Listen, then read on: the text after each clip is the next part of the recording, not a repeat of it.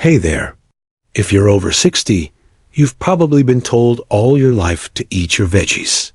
But what if some of those vegetables, yes, even the so-called healthy ones, might actually be making your heart work harder, not smarter? As a heart doctor with 30 years treating older adults, I've seen this more times than I can count. Patients proudly eating salads, smoothies, and skipping junk food, and yet they're still battling high blood pressure, fatigue, or heart rhythm issues. If you want to know which vegetables might be silently sabotaging your heart health and what to eat instead, stick around. The first one is likely in your fridge right now. And before we dive in, don't forget to hit that subscribe button and ring the bell so you never miss a Heart Smart tip just for you. Spinach. For decades, spinach has enjoyed a well-earned spot on the health pedestal. It's been praised by doctors, dietitians, and even cartoon sailors, yes, Popeye, as the ultimate leafy green, full of iron, fiber, vitamin A, and the all-important vitamin K. It seems like the perfect food, especially for those over 60 who want to keep their hearts ticking strong. But here's the twist. After a certain age, even a so-called superfood can turn into a super problem. And spinach, innocent as it may look in your smoothie or salad, can quietly put your heart at risk when mixed with certain medications. Let's start with vitamin K, the very nutrient that makes spinach shine. Vitamin K plays a critical role in helping your blood clot. That's good, right? Well, yes.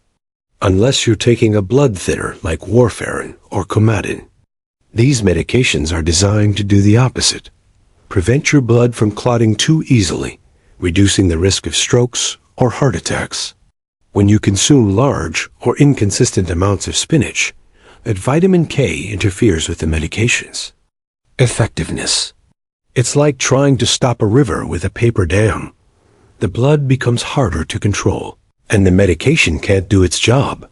Take Mrs. Ellie Thompson, a 72-year-old retired teacher from Wisconsin. She walked into my clinic one day, proud of her new healthy routine. She blended raw spinach into a smoothie every single morning. She didn't drink, avoided fried food, and walked daily basically. She was doing everything the magazines and talk shows recommend. And yet, she just suffered a transient ischemic attack, TIA, also known as a mini stroke. Her INR, levels, a measure of how well her blood was clotting, were way off. The culprit? That morning smoothie. No one had warned her that the spinach she trusted was actually overpowering her medication. Now, I'm not here to vilify spinach. It's still a nutritional star. The issue is how it's used, especially when your body changes after 60. As we age, our metabolism slows. Our liver processes nutrients differently, and medications become more sensitive to what we eat. A body that handled a spinach salad at 40 might struggle with it at 70, especially if you suddenly go from no greens to daily green overload. So, what should you do? First, don't panic.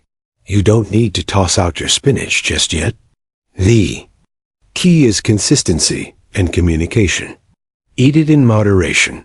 Don't suddenly go from none to heaps overnight. Keep your portion steady and tell your doctor if you're making dietary changes. And if you're on a blood thinner, make sure your doctor is monitoring your INR regularly.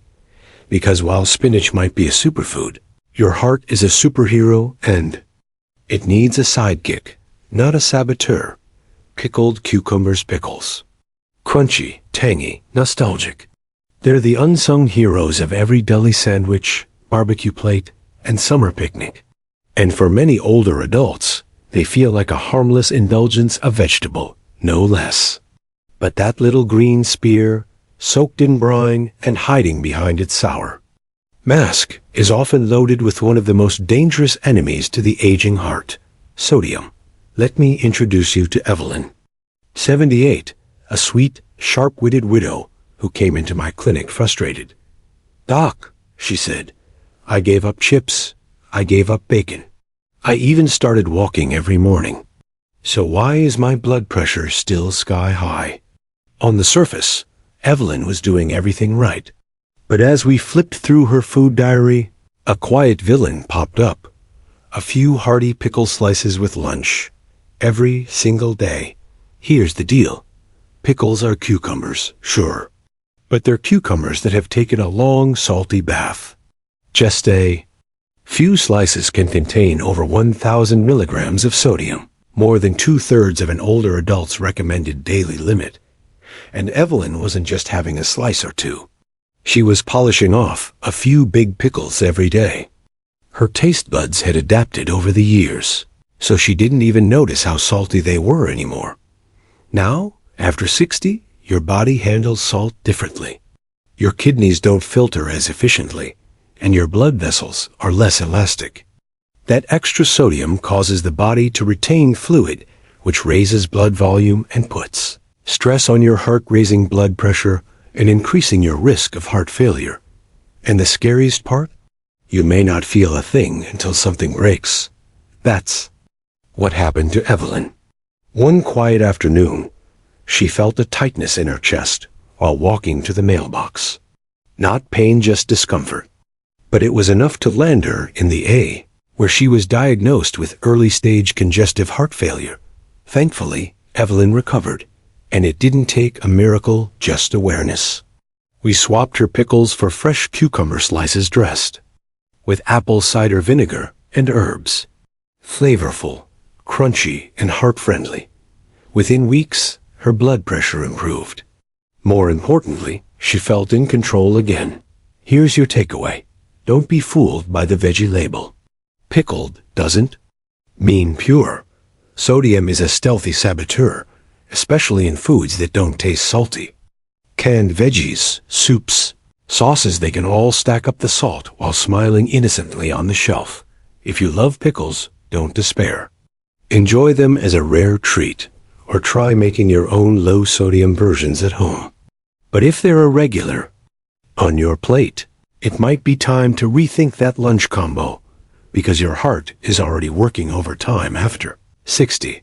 Don't let a salty sidekick sneak in and make things harder. Red chili peppers. Ah, the spicy life. For some, there's no such thing as too much heat. Chili peppers, cayenne, hot sauce on everything. It's part of the culture, the flavor, the fun. But when it comes to heart health after 60, that fire in your food might be stoking a fire in your chest. Literally. Let me tell you about Raymond. He's 72, a retired firefighter from Kentucky, which already makes him extra cool. Big personality, big flavors. He told me proudly, "Doc, I put hot sauce on my eggs, my burgers, my soup, everything but my oatmeal." But lately, Raymond had been feeling off. His heart would race after dinner. Sometimes he'd feel dizzy or get headaches. Must be getting old, he joked. Well, yes and no. See, spicy foods, especially those with red chili peppers, contain a compound called capsaicin. It's the thing that sets your mouth on fire. But it also does something else. It activates your fight or flight system. That's right. It tells your body, hey, something's happening. Get ready.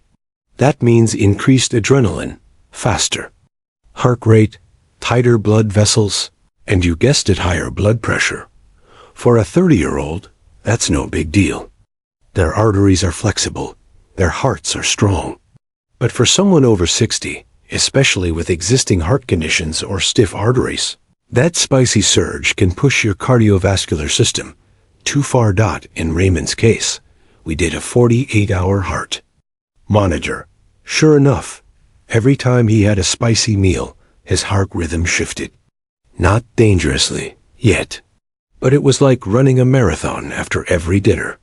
That constant pressure adds up. And then there's inflammation. Capsaicin, while helpful in small doses, can cause chronic low-grade inflammation in blood vessels if consumed too often. That's like rubbing sandpaper against your arteries. A slow, silent damage that makes it easier for plaque to build up and harder for blood to flow. But the good news? Raymond didn't have to switch to bland tofu and boiled carrots. Instead, we just cooled things down. Garlic, cooked, not raw, hang tight for that one. Turmeric, rosemary, lemon zest, these brought the flavor without the fire. And within 6 weeks, his symptoms vanished.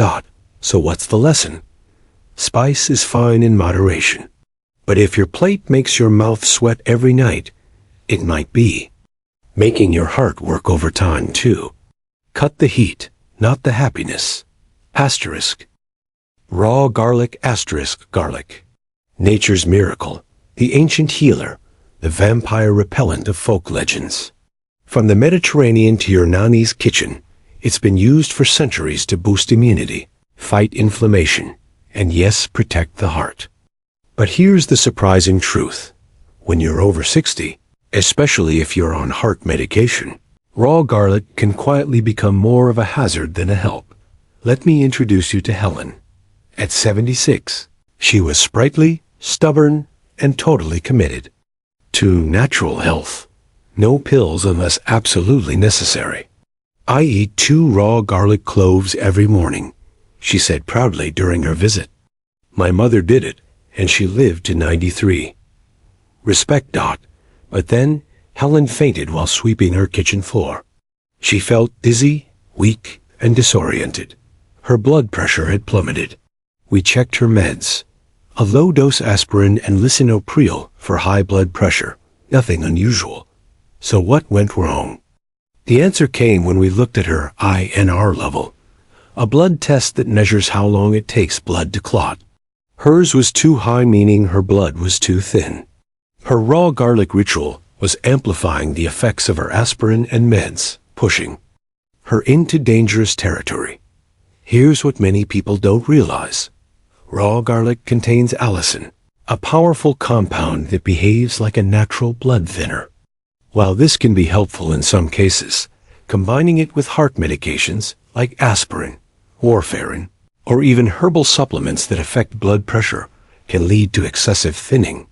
The risks? Internal bleeding, bruising, fatigue, or even hemorrhagic stroke, bleeding in the brain. Worse yet, garlic doesn't come with a warning label. There's no dosage guide. And because it's natural, most people like Helen don't even think to tell their doctor they're taking it. So what did we do? We didn't make her give it up. Helen still gets to enjoy her beloved garlic, but now it's roasted or lightly cooked, mixed into soups, or sautéed with her veggies. Cooking garlic reduces the potency of allicin while still offering plenty of heart-friendly antioxidants. Her blood pressure stabilized, her fainting spells stopped, and she's still proudly walking her dog every morning. Garlic intact, health intact. Let's be clear. Garlic isn't bad. It's the context that matters. If you're using it medicinally, especially raw, and you're on any heart medications, tell your doctor. Think of it like managing a team. Even the best player can mess up the game if they're not playing in sync with everyone else. Your heart after 60 doesn't need less flavor. It needs smart flavor. And with garlic, the magic is in how you use it, not how much. Raw sprouts have that image of vitality, fresh, green, Instagram-worthy, tossed onto salads, wrapped in veggie sandwiches, or added to smoothies. Raw sprouts are often marketed as the ultimate clean-eating booster. But for older adults, they can come with a hidden risk that's not talked about nearly enough. Dangerous bacteria. Let me tell you about George, 68, a retired firefighter from Minnesota. Fit, active, and totally invested in healthy eating after a bypass surgery 5 years ago. No red meat, no soda, and salads every day. But one afternoon, George was rushed to the ER with a high fever, rapid heartbeat, and confusion. It wasn't a stroke or heart attack. It was an infection. A serious one. The diagnosis? Infective endocarditis, an infection of the heart's inner lining. The culprit? Raw alfalfa sprouts George eaten just days before. Now you might be thinking, What? Sprouts did that? Yep. You see, sprouts are grown in warm, moist environments, the exact conditions bacteria like E. coli, Salmonella, and Listeria love. For young, healthy folks, a little exposure might mean a mild stomachache. But for seniors, especially those with a weakened immune system or existing heart conditions, that bacteria can slip into the bloodstream and cause real damage, including infections in the heart. What makes sprouts so tricky is their image. They look clean, raw, organic. But in reality, they're one of the top offenders when it comes to foodborne illness in people over 60. The seeds themselves can carry bacteria before they even sprout, and washing doesn't always help. And the worst part? There's no warning label. George didn't know. Most people don't. His infection required 4 antibiotics and a long hospital stay. And he was lucky. Many others suffer kidney damage, sepsis, or worse. So what can you do? Cook your sprouts. Just a light salt or steam can kill the bacteria while keeping that beloved crunch. If you want that raw feel, add them at the end of cooking a stir fry. So they're still bright and lively, but safe. And don't assume organic means sterile. Bacteria doesn't care about your food labels. Bottom line, raw doesn't always mean healthy. Fresh doesn't always mean safe. Especially when your body doesn't bounce back the way it used to. You've worked hard to get your heart where it is. Don't let a sandwich topping take you down. Canned vegetables are a pantry staple. They're easy, cheap, and don't go bad for years. For many older adults, especially those living alone or on a budget, they feel like a convenient, healthy choice. After all, they're vegetables, right? Better than chips, better than pizza. But here's the truth that's hiding beneath that pop-top lid. Many canned vegetables are salt bombs in disguise. And for your heart, especially after 60, they can quietly become a daily dose of danger. Let me tell you about Roy. He's 83, a retired factory worker from rural Georgia. Lives on his own, cooks for himself, and takes pride in doing the best he can. "Doc, I don't eat junk," he told me. "I eat green beans every day, carrots too, right out of the can." That sounded pretty good, until I asked him to bring in the labels. One whole can of green beans, something he considered healthy, contained over 500 milligrams of sodium per serving, and Roy was eating 2 to 3 servings at a time. That's well over the recommended 1,500 milligrams per day for older adults. All from vegetables he thought were helping him. So why is this such a big deal?